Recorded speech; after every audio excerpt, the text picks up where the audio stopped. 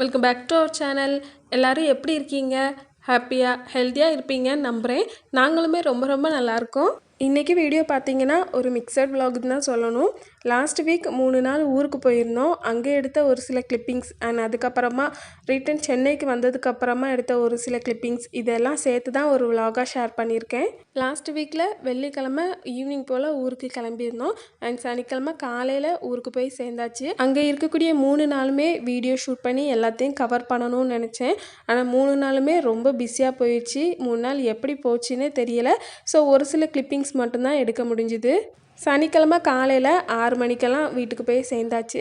Travel பண்ண அசதி இருந்ததுனால வீட்டுக்கு போனதுமே நல்ல ஒரு தூக்கம் போட்டு எழுந்திரிச்சு அதுக்கப்புறமா காலையில் பிரேக்ஃபாஸ்டெல்லாம் சாப்பிட்டுட்டு அன்றைக்கி ஈவினிங் வீட்டில் ஜெபக்கூட்டம் வச்சுருந்தாங்க. ஸோ வரவங்களுக்கு ஃபுட்டு கொடுக்குறதுக்காக சிக்கன் தான் வாங்க போயிருந்தோம். சிக்கன்லாம் வாங்கிட்டு வர வழியில் இந்த மண்பானை கடையில் ஒரு மண் பாத்திரமும் வாங்கினேன். லாஸ்ட் டைம் ஒரு பாத்திரம் வாங்கியிருந்தேன், ரொம்ப சூப்பராக இருந்தது. ரீசெண்ட் டேஸாக மண்பானையில் சமைக்கிறது ரொம்ப பிடிச்சி போயிடுச்சு. இதெல்லாம் வாங்கிட்டு வீட்டுக்கு வரையுமே மத்தியானம் ஆகிருச்சு. அண்ட் வந்ததுமே சிக்கன் குழம்பு வைக்கிறதுக்கு ஸ்டார்ட் பண்ணிட்டாங்க. ஈவினிங் வீட்டுக்கு வர்றவங்களுக்கு கொடுக்குறதுக்காக பரோட்டாவும் சிக்கன் கறியும் தான். சிக்கன் கறி வீட்டிலையே ரெடி பண்ணியாச்சு. ரெடி பண்ணது எங்களோட தாத்தா தான். இவங்க சமையல் ரொம்ப சூப்பராக பண்ணுவாங்க. அண்ட் சிக்கன் கறி ரொம்ப அல்டிமேட்டாக இருக்கும் இவங்க பண்ணுறது. ஸோ அவங்களே ரெடி பண்ணி கொடுத்துட்டாங்க. அண்ட் பரோட்டா கடையில் தான் ஆர்டர் பண்ணியிருந்தோம். வீட்டில் பண்ண முடியாது, மழை பெஞ்சிட்டு இருக்கிறதுனால. பரோட்டா செய்யணுன்னா வெளியில் தான் எல்லாமே செட் பண்ணணும். ஸோ மழை பெய்யறதுனால கஷ்டமாக இருக்கும்னு கடையிலையே ஆர்டர் கொடுத்தாச்சு. அன்றைக்கி ஈவினிங் போல் நல்லபடியாக வீட்டில் ப்ரேயரெல்லாம் முடிஞ்சிருச்சு. அண்ட் முடியவும் மழை பெய்யவும் ஸ்டார்ட் ஆகிடுச்சு. வந்தவங்களுக்கு எல்லாத்துக்கும் சாப்பாடு கொடுத்துட்டு கரண்ட்டும் போனதுனால நாங்களுமே சாப்பிட்டுட்டு கொஞ்சம் நேரத்தில் டயர்டில் தூங்கிட்டோம். அதுக்கப்புறம் நெக்ஸ்ட் டே சண்டே காலையில் எழுந்திரிச்சு சித்தப்பா வீட்டுக்கெல்லாம் போக வேண்டிய இருந்தது. அங்கெல்லாம் போயிட்டு வந்துட்டு சர்ச்சுக்கு போயிட்டு வர டே கரெக்டாக இருந்தது. அதுக்கப்புறமா மண்டே காலையில் எழுந்திரிச்சு சாப்பிட்டுட்டு தென் பேக்கிங் எல்லாம் செஞ்சுட்டு மத்தியான சாப்பாடை முடிச்சுட்டு கிளம்புறதுக்கு டைம் கரெக்டாக இருந்தது. 3 நாள் எப்படி போச்சுன்னே தெரியலை. ட்ரெயினில் வரும்போது 3 நாள் போனதே தெரியலைன்னு புலம்பிக்கிட்டே வந்தேன். எங்கள் வீட்டுக்கு போயிட்டோனாலே என்னை விட அங்கேருந்து வர்றதுக்கு ரொம்ப கஷ்டப்படுறது என் ஹஸ்பண்ட் தான். அவங்களுக்கு அந்த ஏரியா எங்கள் வீடு எல்லாமே ரொம்ப பிடிக்கிறதுனால என்னை விட அவங்க கொஞ்சம் கூடுதலாகவே புலம்பிகிட்டு இருந்தாங்க 3 நாள் போனதே தெரியலைன்னு. உண்மையே சொல்லணுன்னா கண்ணை மூடி திறக்கிறதுக்குள்ளே போன மாதிரி தான் இருந்தது அந்த 3 நாளும். திங்கக்கிழமை அங்கேருந்து கிளம்பும்போது மத்தியானம் 1 மணி ட்ரெயினுங்கிறதுனால அந்த டேவே ட்ராவலில் போன மாதிரி தான் இருக்கும்.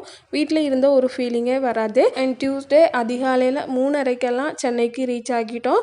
வந்ததுக்கப்புறமா நல்லா தூங்கிட்டு காலையில் அதுக்கப்புறமா எங்களோட பேக் டு ரொட்டீன் ஸ்டார்ட் ஆகிருச்சு. அன்றைக்கி ஃபஸ்ட்டு ஸ்டார்ட் பண்ண வேலை என்னென்னு பார்த்தீங்கன்னா ட்ரெஸ் வாஷ் பண்ணுறது தான். எப்போதுமே ஊர்லேருந்து வரும்போது அங்கே வச்சே எல்லா ட்ரெஸ்ஸையும் வாஷ் பண்ணி கொண்டு வந்துடுவேன். ஆனால் இந்த டைம் அங்கே ரொம்ப மழைங்கிறதுனால காயாது, அப்புறம் ஈரமாக இருக்கும். அண்ட் லக்கேஜுமே ரொம்ப வெயிட் ஆகிரும் அப்படிங்கிறதுனால எதையுமே வாஷ் பண்ணலை. அண்ட் வந்ததுமே எல்லாத்தையுமே மிஷினில் போட்டு வாஷ் பண்ணி காய போட்டுட்டேன். இன்னொன்று சென்னையில் எப்போ மழை வருது எப்போ வெயில் அடிக்குன்னு இப்போல்லாம் சொல்லவே முடியலை. திடீர்னு சைக்ளோன் ஸ்டார்ட் ஆகிருதுன்னு சொல்லியிருந்தாங்க. சடனாக அங்கேயும் இங்கேயும் கிளைமேட் மாறி வந்ததுனால என்னமோ தெரியலை, எனக்கும் ஆட்லினுக்கும் அது ஒத்துக்கலை. ஊரில் இருந்து வரும்போதே கோல்டையும் சேர்த்து கொண்டு வந்தாச்சு. அப்புறமா அவளுக்குமே சிரப்பெல்லாம் கொடுத்துட்டு நானுமே கொஞ்சம் ஆவி பிடிச்சேன். அதுக்கப்புறமா பெட்டராக இருந்த மாதிரி இருந்தது. அன்றைக்கி ஈவினிங் போல் க்ராசரிஸ் எல்லாம் ஷாப் பண்ணுறதுக்காக டிமார்ட் தான் போயிருந்தோம். எல்லா மாதமுமே என்கிட்ட கொஞ்சம் க்ராசரிஸ் இருந்துக்கிட்டே தான் இருக்கும். இல்லாதது எதுவோ அதை மட்டும் பார்த்து திரும்ப வாங்கி ரீஃபில் பண்ணிப்பேன். ஆனால் இந்த மாதம் எதுவுமே இல்லை, சுத்தமாக வலிச்சு எடுத்தாச்சு. இன்க்ளூட் ரைஸ் கூட காலி ஆகிருச்சு. அதனால எல்லா க்ராசரிஸுமே இந்த டைம் வாங்கியே ஆகணும். அண்ட் டிமார்ட் போகணுன்னா கொஞ்சம் சீப்பான ரேட்டில் கிடைக்கிற மாதிரி இருக்கும். இன்னொன்று குவாலிட்டியுமே ரொம்ப நல்லாயிருக்கும். எல்லாமே வாங்கி முடிச்சுட்டு வர்றதுக்குள்ளே டைம் 9:30 கிட்ட ஆகிருச்சு.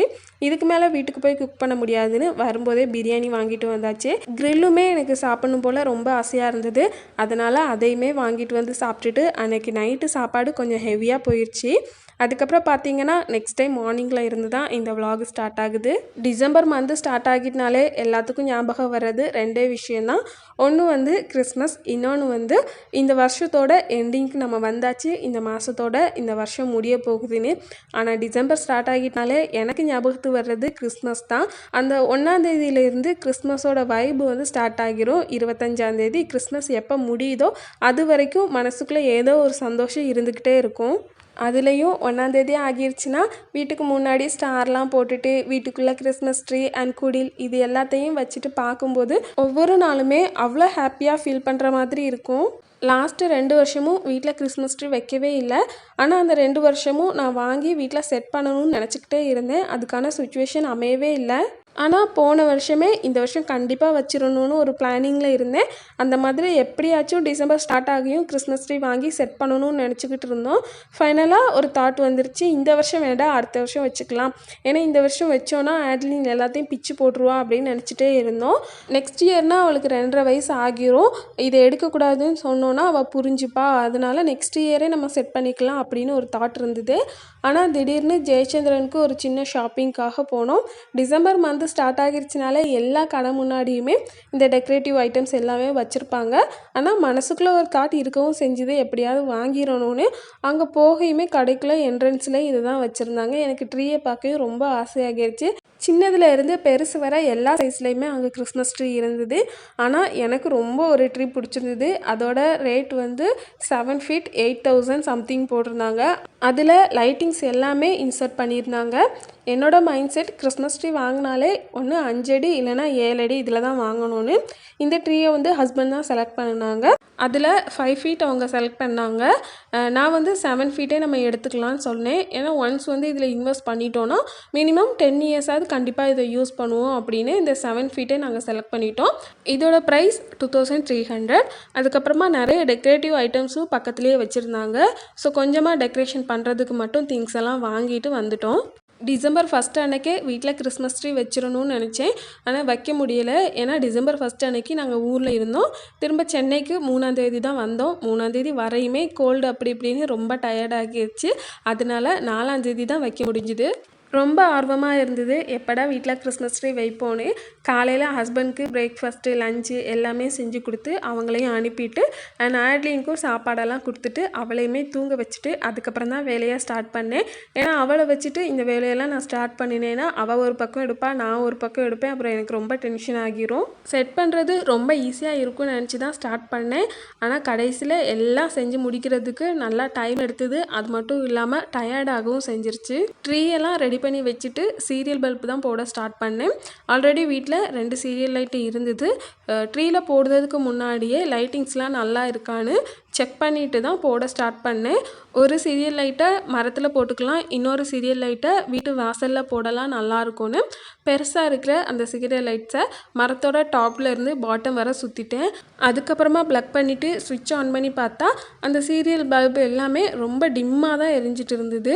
அதுக்கப்புறம் அது ஒரு பெரிய வேலையாகிருச்சு. திரும்ப ட்ரீல இருந்து சீரியல் பல்ப் எல்லாத்தையுமே ரிமூவ் பண்ணிவிட்டு இன்னொரு சீரியல் பல்ப்ஸ் இருந்ததில்ல அதை எல்லாத்தையும் எடுத்து ட்ரீயில் போட்டு விட்டுட்டேன். ட்ரீ வந்து கொஞ்சம் ஹைட்டாக இருந்ததுனால டாப்பில் இருக்கிறத எதை அட்ஜஸ்ட் பண்ணணுன்னாலும் சேர் போட்டு தான் பண்ணுற மாதிரி இருந்தது. அப்படியே மரத்தை எடுத்து ஹாலோட ஒரு கார்னரில் வச்சுட்டு டெக்கரேட்டிவ் ஐட்டம்ஸ் எல்லாத்தையும் அதில் போட்டு விட்டுட்டேன். அண்ட் இந்த குட்டி குட்டி ஐட்டம்ஸ் எல்லாத்தையுமே மரத்தோட பாதி வரைக்கும் தான் போட்டிருந்தேன். அதுக்கு கீழே போட்டோன்னா ஆட்லின் எடுத்து விளையாடுறேங்கிற பேரில் எல்லாத்தையும் பிச்சு போட்டுருவா. ஒவ்வொரு டெக்கரேட்டிவ் ஐட்டம்ஸையும் பார்க்கும்போது குட்டி குட்டியாக அவ்வளோ அழகாக இருந்தது. எல்லாத்தையும் செட் பண்ணி முடித்ததுக்கப்புறமா ஃபைனலாக கிறிஸ்மஸ் ட்ரீயை பார்க்குறதுக்கு லுக்கு வேறு லெவலில் இருந்தது. மார்னிங்கை விட நைட் அந்த சீரியல் பல்பெல்லாம் போட்டு பார்க்கும்போது இன்னுமே ரொம்ப சூப்பராக இருந்தது. 2 வருஷமாக நான் வைக்கணும்னு ஆசைப்பட்ட ஒரு விஷயம் இந்த வருஷம்தான் நடந்திருக்குது. ஒரு சின்ன விஷயந்தான், இருந்தாலும் நம்ம ஆசைப்பட்டது கிடைக்குதுங்கும்போது அதோட சந்தோஷமே வேறு லெவலில் இருக்கும். இன்றைக்கி என்னவோ தெரியல, இவ்வளோ வேலையும் பண்ணி முடிக்கிற வரைக்கும் ஆட்லின் நல்லா தூங்கிட்டே இருந்தா. சரி அப்படின்ட்டு கிராசரிஸுமே எடுத்து வைக்க ஸ்டார்ட் பண்ணிட்டேன். ஏன்னா அவள் எழுந்திரிச்சதுக்கப்புறம் எடுத்து வைக்கிறது கஷ்டம். வீட்டில் இருந்து டிமார்ட்டுக்கு போகும்போது நானும் ஆட்லினும் மட்டும்தான் கிளம்பி போனோம். ஏன்னா ஹஸ்பண்டோட ஆஃபீஸ்க்கு பக்கத்தில் தான் டிமார்ட் இருக்குது. வீட்டில் இருந்து மெயின் ரோட்டுக்கு போகிறதுக்கு 5 நிமிஷம் தான் ஆகும். அங்கே வர நானும் பாப்பாவும் நடந்து போயிட்டு அங்கே இருந்து ஷேர் ஆட்டோவில் போய் ஹஸ்பண்ட் ஆஃபீஸ் பக்கத்தில் இறங்கி வெயிட் பண்ணிகிட்டு இருந்தோம். அவங்க ஒரு 10 நிமிஷத்தில் வேலையை முடிச்சுட்டு வந்துட்டாங்க. அண்ட் பைக்கில் போகும்போது சொல்லிகிட்டே போனேன், நம்ம போகிறது மண்டே ஈவினிங் டே டைம்ங்கிறதுனால டிமார்ட்டில் ரொம்ப கூட்டம் இருக்காது, நமக்கு வேணுங்கிற கிராசரிஸை நல்ல பொறுமையாக பார்த்து எடுக்கலான்னு. ஆனால் கடையோட என்ட்ரன்ஸில் ரொம்ப கூட்டம் இருந்த மாதிரி தெரியலை. உள்ளே போய் பார்த்ததும் தான் கிராசரி செக்ஷனில் பயங்கர கூட்டமாக இருந்தது. ஒருவேளை இந்த மத்தோட ஸ்டார்டிங்னால இந்த அளவுக்கு கூட்டம் இருந்துதான் தெரியலை. மற்ற செக்ஷனில் அந்த அளவுக்கு கூட்டம் இல்லை. ஆட்லினா அவங்க அப்பா கிட்ட கொடுத்துட்டு பார்த்துக்கிட்ட சொல்லிவிட்டு நான் எல்லாத்தையுமே எடுக்க ஸ்டார்ட் பண்ணிட்டேன். வீட்டில் இருந்து போகும்போதே என்னென்ன வேணுங்கிறத ஒரு பேப்பரில் லிஸ்ட்டு போட்டு தான் எடுத்துகிட்டு போயிருந்தேன். எல்லாத்தையுமே பார்த்து எடுக்கிறதுக்கு ஈஸியாக இருந்தது. முக்கியமாக டிமார்ட் போயிட்டோனாலே இந்த லூஸில் வச்சுருக்கிற உளுந்து, அப்புறம் சர்க்கரை அண்ட் கோதுமை மாவு இது எல்லாத்தையுமே எடுத்துப்பேன். அது எல்லாமே ரொம்ப சூப்பராக இருக்கும். ஒன்ஸ் நான் எப்போதுமே டிமார்ட் போனேன்னா 2 மாதத்துக்கு தேவையான கிராசரிஸ் எல்லாத்தையுமே எடுத்துகிட்டு வந்துடுவேன். ஒரு மாதத்துக்கு நான் கிராசரிஸ் வாங்கணும்னு 2000 ரூபாய் ஒதுக்குவேன். ஆனால் 2 மாதத்துக்கு சேர்த்து எடுக்கும்போது இந்த தடவை எனக்கு பில் வந்து 3500 வந்தது. இங்கே போகிறோனாலே கொஞ்சம் பயமாக தான் இருக்கும். ஏன்னா நம்ம ஒரு பொருளை எடுக்கணும்னு நினச்சி போனோன்னா அந்த பொருளை மட்டும் எடுத்துகிட்டு வர மாட்டோம். அது கூட நிறைய பொருளை எடுத்துகிட்டு வந்துடுவோம். ஏன்னா டிமார்ட்டை பொறுத்தவரையில் அப்படி தான். நிறைய பொருள் பார்க்குறதுக்கும் அழகாக இருக்கும், நல்லா குவாலிட்டியாகவும் இருக்கும். எப்போதுமே போகும்போது இந்த அமௌண்ட்டுக்குள்ளே நம்ம பர்ச்சேசிங்கை முடிக்கணும்னு நினச்சி போவோம். ஆனால் அதை விட டபுள் மடங்காக வந்துடும். ஆனால் இந்த டைம் ஸ்ட்ரிக்டாக நம்ம கிராசரிஸ் மட்டும்தான் எடுக்கணும்னு நினச்சி போனோம். கிராசரிஸ் மட்டும்தான் எடுத்தோம். அதில் இருந்து ஒரு ஸ்பூன் மட்டும்தான் எக்ஸ்ட்ரா எடுத்தேன். மற்றபடி நான் நினச்ச அமௌண்ட்டுக்குள்ளே இந்த டைம் முடிச்சுட்டு வந்தாச்சு. முக்கியமாக வந்த அன்னைக்கே எதுக்காக பர்ச்சேஸ் பண்ண போனோன்னா, இப்போ மழை சீசன் வேறு, எப்போ மழை வரும் ஃப்ளட்டு வரும்னு சொல்லவே முடியாது.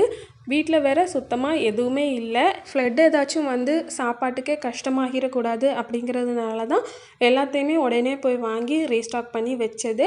எல்லாம் வாங்கி வச்சதுக்கு அப்புறமா தான் கொஞ்சம் திருப்தியாகவே இருந்தது. முன்னாடி ஒரு டைம் போகும்போது இந்த ஸ்பூனை நான் டிமார்ட்டில் பார்த்துருக்கேன். 3 பீஸ் 120ன்னு போட்டிருந்தாங்க. ஆனால் அதுக்கு பிறகு நிறைய டைம் போகும்போது இதை தேடிட்டே இருந்தேன். ஸ்டாக் இல்லவே இல்லை. இப்போ நிறைய ஸ்டாக் கொண்டு வந்திருந்தாங்க. அதிலே தான் ஒரு பீஸ் எடுத்திருந்தேன். ஓகே, இன்றைக்கி இந்த விலாகோட எண்டிங்க்கு நம்ம வந்தாச்சு. நெக்ஸ்ட்டு இன்னொரு இன்ட்ரெஸ்டிங்கான விலாகில் மீட் பண்ணலாம். தேங்க்ஸ் ஃபார் வாட்சிங்.